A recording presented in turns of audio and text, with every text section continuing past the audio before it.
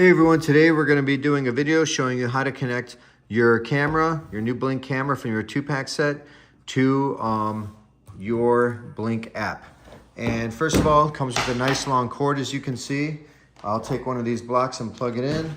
So very good length on the cord, which is nice. You can purchase extenders, just be aware of that. Basically, you plug it in from the back right here. So now that you have that plugged in, you just bring up your Blink app. So this is your Blink app, okay? And then you want to go to add a device.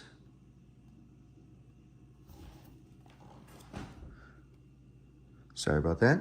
And then you want to go to mini camera.